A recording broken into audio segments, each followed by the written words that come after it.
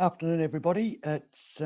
My name's Michael Dennehy from Collins SBA. We're business advisors and personal advisors located in Hobart, and we've been working with the THA now for the last number of weeks, helping businesses start to recover through the COVID environment, and looking now to rethink and rebuild, which is the topics of discussion today in this webinar. I guess good news recently for all those watching this with respect to the government lifting restrictions a little bit and bringing forward phase 2, which is fantastic, in preparation for the long weekend. So hopefully that gives your venues a bit of a shot in the arm.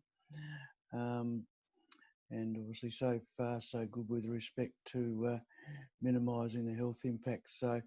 So far so good, but no doubt the impact to your venues, like everyone in the industry, has been significant.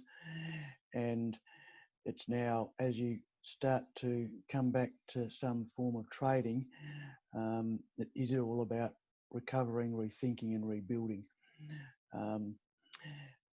My experience talking to many venues over the last couple of months is there's probably a few categories of venues. I guess the ones that were fragile prior to COVID are going to struggle to survive, and that's just unfortunately reality.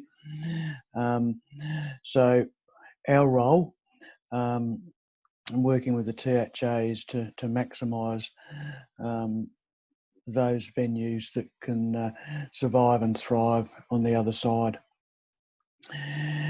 So I'll just I'll start off my PowerPoint slide here as we get started. So I think as everyone appreciates, today's environment is a totally different environment that we've got to experience, and there's definitely going to be a roller coaster, and hence the little cartoon, if you like, on there. There is a new normal. I think everyone would probably appreciate that business will not be the same as it was pre-COVID. So it's being able to navigate and create a sustainable and financially sustainable business in the new normal. And that's really around, like I said earlier, recovering, rethinking, rebuilding. The rethinking bit, I think, is really looking to adapt to the new environment and what that looks like. So that's certainly the theme of this presentation. But this is a lead into group coaching workshops that we're holding starting next Monday. That I guess we're fortunate to be able to help the industry by offering this, and certainly you guys are fortunate being offered it on the back of state government support of the THA. There only are limited numbers, so I think if you'll be having a call from THA after this webinar, offering you the opportunity, and I think availing yourself of this is something and part of improving your business for the other side. So as I got there, you need to have a startup mindset, and we've seen that across the industry in many examples. Businesses pivoting by the need to, with respect to take away, take home, whatever it looks like as far as just generating revenue. And I guess that comes with an agile operating model. So going forward, as a business, you need to adopt a very much an agile operating model. I guess the old days, if we want to call them that, was, and I wouldn't use the word apathy, but I guess businesses who were going well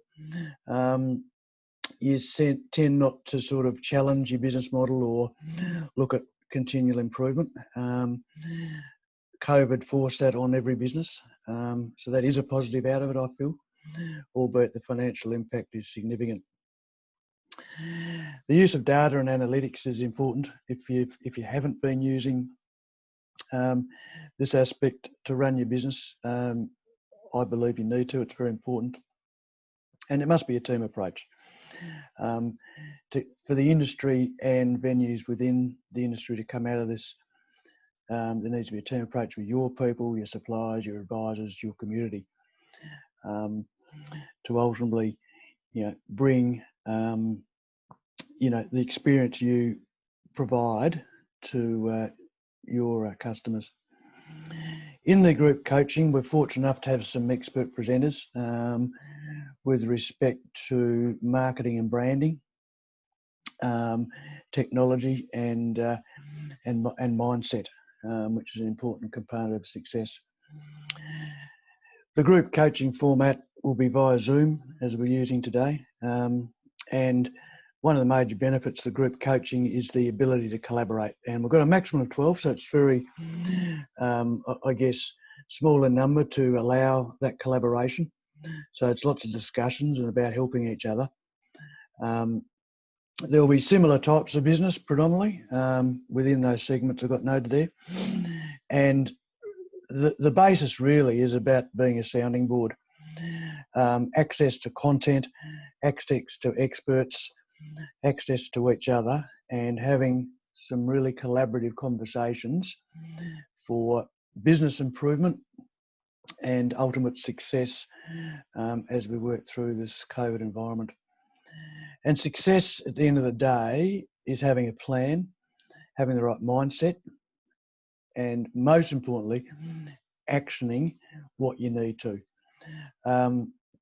As a business advisor working with businesses for 30 years, that is one of the biggest shortcomings of business owners, without being critical, because in the whirlwind of running a business, it is difficult to focus sometimes on the bigger picture, your business plan, and what you need to put in place. The group coaching format does provide some form of accountability, which is what that's all about. And at the end of the day, you can know as much as you think you know, but it's all about doing. So that comes back to somewhat the mindset involved with that. So the program has got 6 modules, and what we're going to cover is making your business work. So this is about having a financial business model and forecasting tool, which we've developed specifically for COVID and for hospitality. It's simple. I think that's important. And the forecasting tools as much allows you to run some scenarios with respect to transitioning into building your revenue. Repayment of deferred costs is going to be important to start factoring in, and just get a sense of what your cost model looks like. So you can start putting plans in place around what you need to do. And obviously employees is a big part of that, being a big cost, but making sure you've got the employees on the same page as far as where the business is heading, and productive and engaged in what you're all about.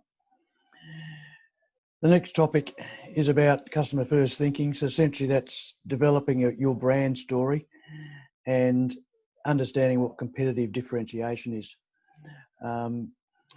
Everybody I talk to has got some form of definition of that, but it's all very well to think you're different, but does that give you a competitive advantage, and a financial one moreover? Rethinking digital, obviously an important component of the new world.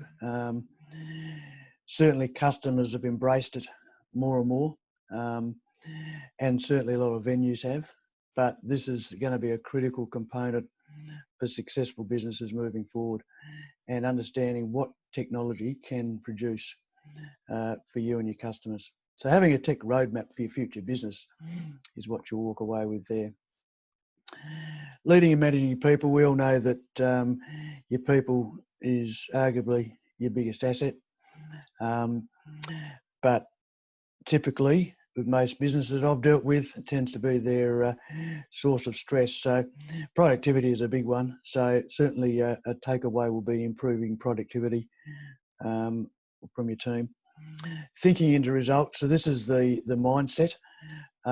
So how to overcome the knowing doing gap, which I mentioned. So that is typically a really big roadblock for many business owners, is knowing what they should do, but actually doing it is often the challenge. So that module will certainly help you do that. And finally, getting traction. So it's having your business plan, your new business model, understanding your financial model, and making sure you put that into action and get results at the end of the day. So that's a bit of an overview of the program. Making your business work is about, firstly, your financial business model. So to understand the numbers if you don't, okay? So I've just got a very simple and crude example to illustrate the point. So all your businesses obviously would have had a significant decline in revenue, no doubt, unless you've possibly got a bottle shop, which might have had an increase.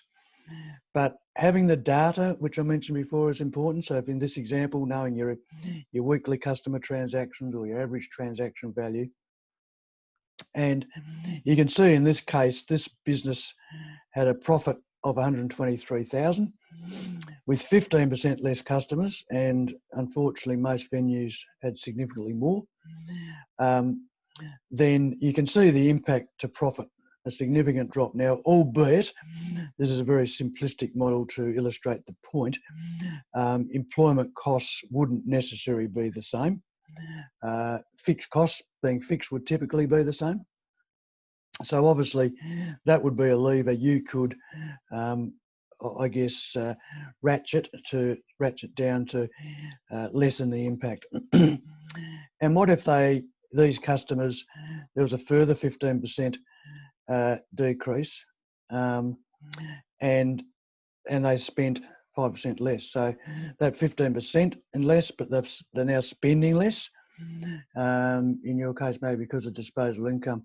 And you can see the impact again, that's down to 15,000.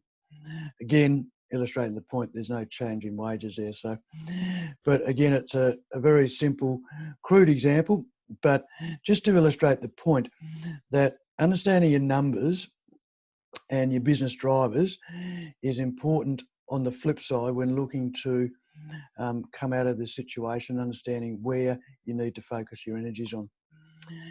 So the question is, what does your business model look like now? Has it changed since COVID-19? A lot of businesses in the industry have changed somewhat, slightly, some significantly. So it's what it is and should look going forward. So it's financially sustainable.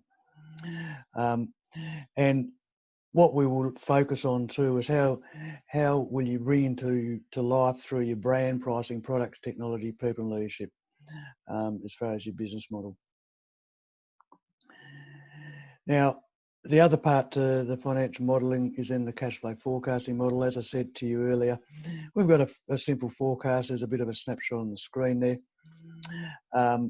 where essentially you can put in your base data, which I'd recommend is your previous year's monthly figures. Bear in mind this is cash by the way. And then you can start to run some scenarios on a different worksheet we've set up around, maybe it's, this, say June might be 20% of what you generated last June. July, you might say it's 30%. So you just change up the impact and the what your percentages are, and you can, in this model, you can do the same with your costs. So what it does do is start to give you a real sense of what the business looks like financially, and then you can focus in on those aspects that you can change. Like I said earlier, fixed costs are a little flexibility, but the big one's obviously your employment costs. So it's obviously how much cash do you have now, what cash is coming in, what cash is going out, how are you planning for success. So your business model and your cash flow forecast, that's your financial plan for ultimately growing your bank balance and obviously the profitability of your business. So that's the first module. The second module, excuse me, is about customer first thinking. So this essentially is understanding what's important to your customers, okay? And then making sure you deliver the experience that they want, okay? And that experience is not just your food or your coffee or your wine, your beer. That experience, as you appreciate, is made up of multiple different aspects, service. So it's understanding, importantly, what that experience you are providing and making sure that your customers want that. The extension of that then is, understanding what branding is. It's just not a logo anymore. Again, there's various aspects to branding and why it's so important. And a successful brand is having a brand story that you can tell to your customers, and equally important that your people who work in the business live that brand and a part of what that branding looks like. And I've seen time and time again the opportunities that this can create and also provide that competitive differentiation and a successful and financial business that's sustainable into the future. In the workshop, we don't touch too much on the psychology on your marketing, but I thought I think it's important and just to raise, and you'll get a copy of this webinar, and I suggest you watch these couple of videos of Rory Sutherland. He's a really good UK presenter. It's just not a bland, boring presentation. But he talks about the psychology piece of marketing and understanding, again, your customers. One relevant to the industry and your businesses I find interesting is the wine list. And so typically in most venues, you sit down, might be 4 of you, 6 of you. There's one wine list typically in a smaller group, particularly that's handed to the table. Why is that? I've always wondered that. That one person would then look at it typically and offer the table red or white. And what that is actually the psychology of that is directing people to buy wine. And wine, typically there's reasonable margins in it. And moreover, most customers wouldn't necessarily appreciate the cost to the venue. Hence, I guess, arguably where the margins are. So, and then you got beer at the back. So there's actually a psychology around that whole wine list and how it's presented, which you may or may not have appreciated, but that is a typical approach in the industry. So that's a good example of the importance of psychology on your customers. And we're talking about that experience before, because again, the psychology around improvement is understanding. So you might have like a high quality restaurant, for example, might be Michelin star, but we don't have those necessarily in Tassie, but where the food is of high quality and expected high quality. Yet if the venue is dirty, it's smelly, then the whole experience of the food quality is diluted significantly to the impact on the business. So again, it's understanding some psychology behind your customer and marketing can be so powerful. Customer first thinking with respect to then the brand and the intangible assets, this graph just gives an illustration of where the percentage of assets in businesses have come from tangible to intangible. And to the point, and why this is raised, is because brand is an intangible asset, and brands in somewhat forms part of your goodwill, for example. So you can see over many years, this has now slipped below 50%. So tangible assets are now typically in most businesses the major asset. So as we know, plant and equipment and the like, that depreciates typically very quickly. But if you've got a strong brand, and again, your people are again an important intangible, that is becoming more and more important and of value to businesses. Standing out is all part of your brand. So that brand story is making and helping that competitive differentiation. And to labour the point, that's you want to be the red star, not one of the black stars. So you are noticed by your customers. And in the session, we'll undertake this little exercise. So, you know, your business is the only, might be restaurant, that does what or provides what. So starting to think around what makes you stand out. And lastly, in this session, we'll also talk about revenue opportunities, identify and prioritise, because you can't do everything at once. But for your venue, where are the opportunities around revenue? And I might say revenue is one thing. It's all about what that generates in profit. So I heard a saying once, which I think is really relevant, in that revenue is vanity, profit is sanity. So there's no point generating revenue if it's not going to generate you profit. So this graph is a matter of identifying your opportunities with respect to revenue, and then where does it lie in this graph of ease of implementing, time to impact versus impact on profit, which then can give you a proper sense of what you need to prioritise. So third module, what you need to be thinking about is digital, rethinking digital. This is becoming even more important, as I said earlier, in respect of today's conditions and environment. So we're lucky enough to have Kerry Johnson of Complete Information Solutions, an expert in this field, help present this module. And as you'd appreciate, with more and more customers using technology, it is now, I guess, so important for venues in hospitality to use it, understand it, and use it to your advantage. And it's all about efficiency with your business, owning your customer, and know how to love them.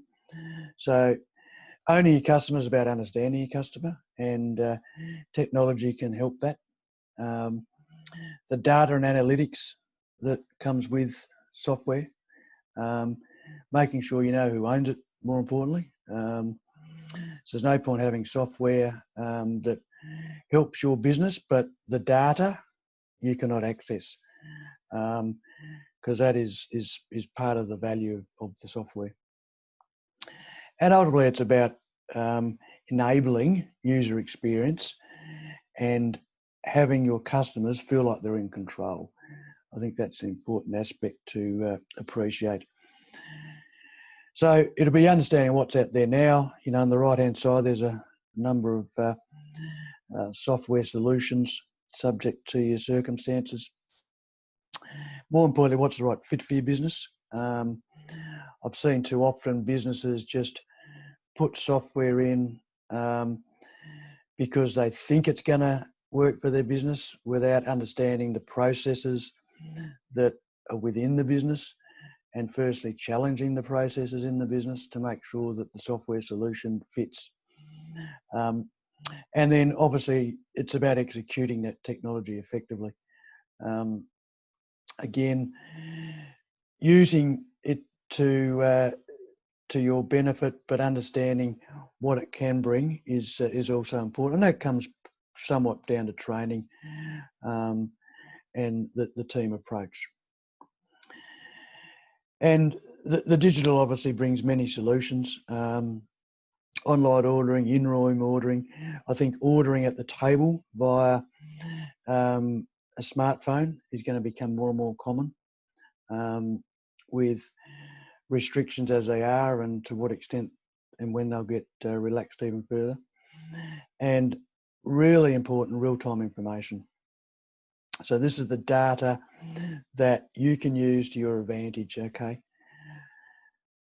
So digital is an enabler, okay? It's not the panacea.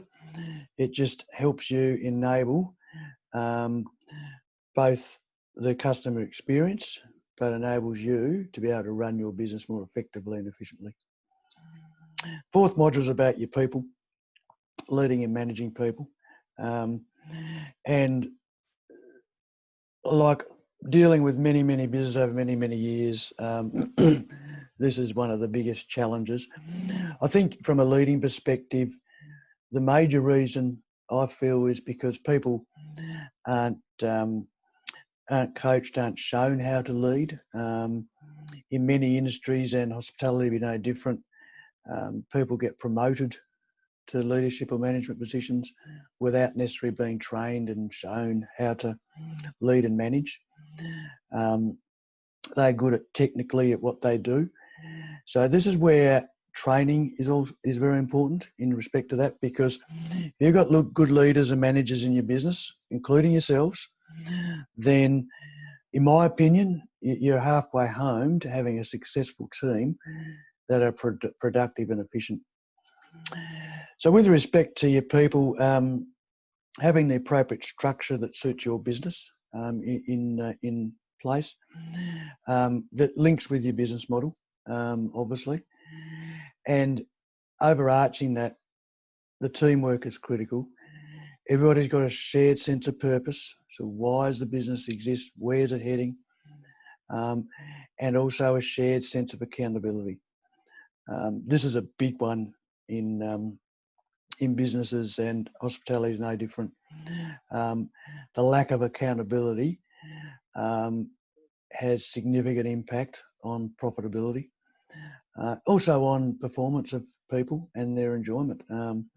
Most people like to be accountable and like to have a sense of what good performance looks like. And I think accountable to a shared goal or metrics is also very important. There's nothing more powerful than if your team is accountable to each other and not you as the boss or the boss, because once you're accountable to each other for some targets or whatever they are, it becomes personal. And that is a game changer, as opposed to being accountable to the boss, the manager. That is less personal. It's just a process, it's a number, okay? So this is where getting this sort of stuff right can be so powerful in outcomes and your business profitability. Communication, again, often overlooked and underplayed. Any relationships, personal, business or otherwise, teams, sporting teams, communication underpins success. So, you know, what do you communicate? When do you communicate it? Who do you communicate it to, and how? These questions you need to answer for your business, because everyone's different.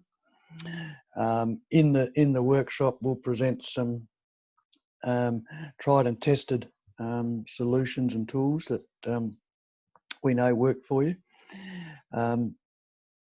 and adapted for your business, mind you. I mean, I would say it's not a cookie cutter approach, certainly, but I guess having some process, some structure with your communication is very important. To that degree, processes in general help provide consistency across your business, and making sure it's linking your brand with your way of doing business, to make sure you're providing the experience that your customers want. And like I said earlier, training is often overlooked. That needs to be a big focus. There needs to be structure, accountability around that, understanding with your people where the gaps are. And THA, through the government support, have got access to a training platform called Tipsy, which some of you or all of you might be aware of. So you'll have to be able to access that free for 2 years. So I think that's a really good foundational piece for your training. Again, no different to your business plan. You can have the training content. It is all about making sure it's executed. So that's where leading and managing is so important. Just by the way, I didn't mention earlier, just use the question and answer option if you've got any questions along the way, and we'll answer them at the end of the session. Thinking into results is the fifth module. So again, we've got an expert presenter in Rachel Downey doing this. She's a mindset coach, and she's worked with a number of my clients over the last 6 to 12 months with significant impact to their business, excuse me, and the way they go about it. So we don't, I guess in these times, it is very easy to put your head in the sand. There's, the unknowns. You don't want to be coming and making decisions from a place of fear. Okay. So in this session, Rachel will talk about how to shift your mindset to opportunities. And we've seen, I've seen venues have a positive mindset, look at this from an opportunist perspective, and getting some great results. I actually watched a webinar a few weeks ago, and on that webinar, they had an operator of a business in Sydney called Tequila Mockingbird, and they're a restaurant, and you might have heard of them. And one of their signature or points of difference is their cocktails, but they pivoted to provide their cocktails in takeaway. And the operator of that venue spoke about looking at this as a positive.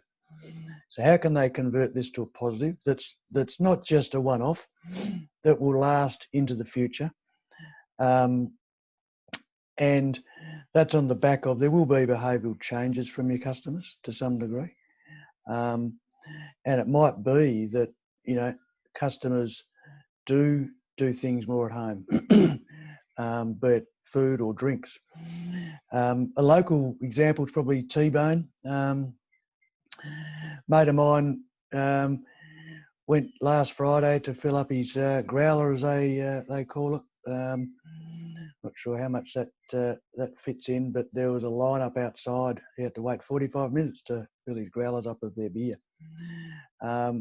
So again, that business is creating a different source of revenue into the future, and coming at from a positive mindset, not from a place of fear. How to get unstuck. I think we've all been in this position at some point, but certainly if you feel stuck, you need support in some form or another. And I guess the group workshops are certainly sort of part of that to help you get unstuck. And how to cross that knowing doing gap. So like I said earlier, we know a lot of things. We think we know a lot of things, but putting that into action and doing, there's often a big divide. So this is how to cross that divide. And lastly, how to achieve your goals. So, it's getting clear on those goals and how you're going to achieve them. And I think importantly with goals in a business sense, it's the business goals and the team approach to achieve them. If you try to achieve them as an owner by yourself, you're always going to be compromised. And the last module is about traction. So it's really, as I said, converting all that content knowledge into action through your business plan and your new business model, with a shared sense of purpose amongst your people, with joint accountability. Now, I've been coaching businesses for many, many years, and I would say without question, every one of them that gets this right has been highly successful, without question. It's not easy though, that's why most don't do it, okay? It does take a different mindset. And I guess some form of accountability, which working with my clients, that's part of my role. But I can only encourage you to really focus on these. And if you can't attend the workshop, happy to talk to you one-on-one. Finalise the cash flow plan will be in the last module. Obviously working through that in between. How will you assign your accountabilities across your cash flow, and monitoring progress. So it's about financial reporting. Monthly reporting is certainly important. Making sure you got accurate financial data on your, which I call your scoreboard, your profit and loss.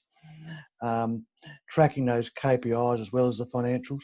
So they are the critical numbers in my mind, because they're the ones that potentially you can influence, get your team to influence. Looking at the profit and loss monthly is after the fact, and the scoreboard as to how we're tracking. And as we got there, it's what is measured improves.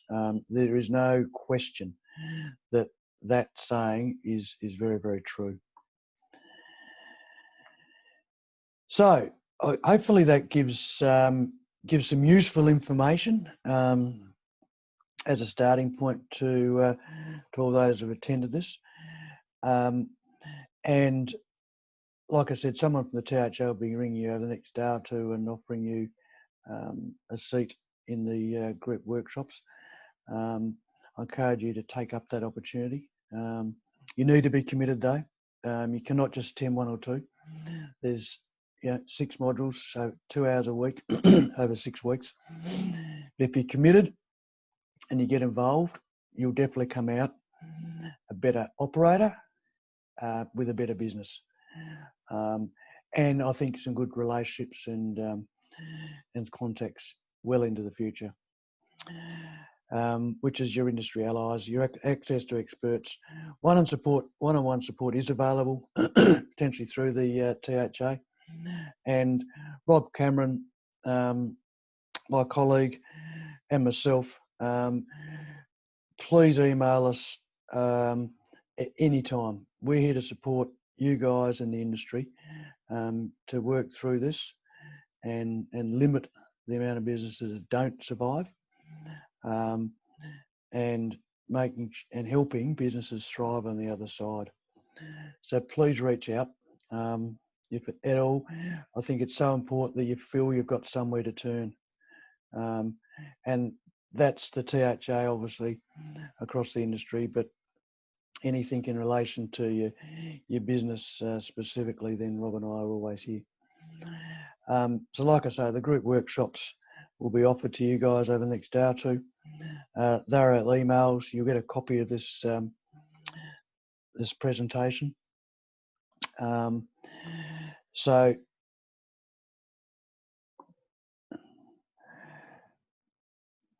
hopefully everybody got some useful content today.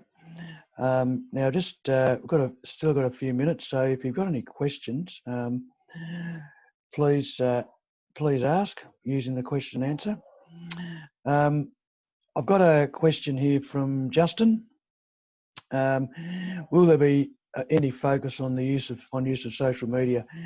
I think not a great deal, to be truthful, Justin, but I think within the second module, customer first thinking and brand, the social media piece is part of that. I think if as far, and then the other bit's the technology module. Again, that'll be touched on. Again, I guess social media itself is an enabler with respect to your marketing. And I'm definitely an advocate of using experts and best of breed in certain skill sets. So we all know there's only so many hours in a day, and if you need help with social media and those aspects, again, I certainly know people that can help you, and that's all part of the workshops, is with these sort of questions, being able to be connected with the right people that certainly I know and trust from experience, that I know will help businesses. So, long-winded answer to your question, Justin. Won't be specific focus, but certainly is touched on, but certainly can point you in the right direction. Is any more questions? I've got another one here from John. Will the seminars address rural sector businesses?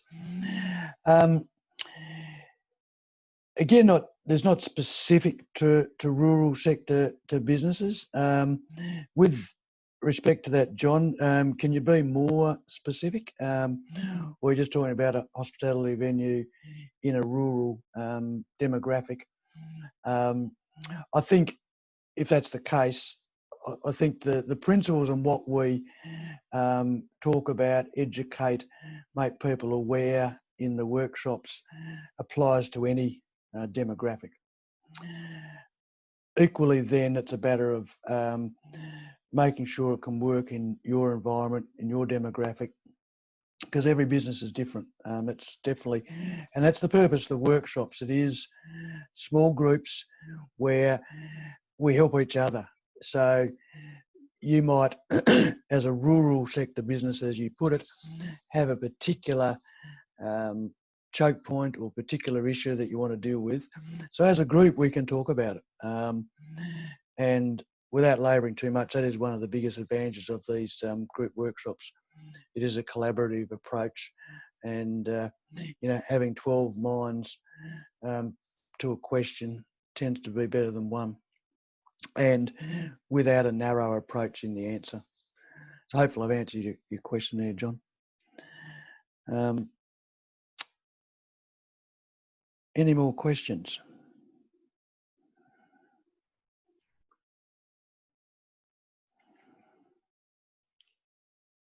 Okay, doesn't seem to be any more. So hopefully you've actually got some good takeaways out of today. So I've just got another question from John. Our businesses are down by 98% at present, bar restaurant, accommodation, cafe. It's the same for all of the pubs around us. So I'm gathering, yes, you are in a rural demographic, which is your question. And I certainly appreciate in that context, you tend to rely on tourists more, and obviously having zero tourists or virtually, your businesses are further challenged. So again, the workshop content is more about principles and building a sustainable business. But if you haven't got customers and can't generate customers, then it's obviously problematic. So your business, by the sound of it, is certainly going to be dependent and reliant on the borders opening. But that's where, once that happens, it's being in a position where you've got a business model that's sustainable, and I guess your marketing, your branding and so forth in place to take advantage of that upside that hopefully is going to come along.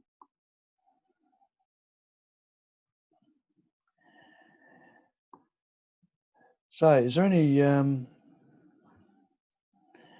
more questions?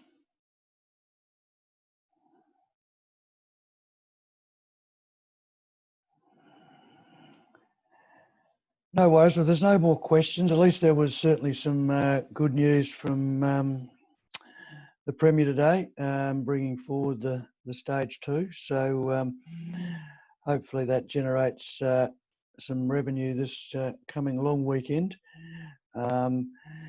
and hopefully the next stage is brought forward again. And ultimately, you know, the borders at least open up within Australia, which will play a big part, I feel, in our recovery as a state and as a hospitality industry. I wish you all the best. As I said earlier, Rob and I are here to help well into the future. I'm very passionate about the industry, and so I'll wrap that up now. And so take care and all the best.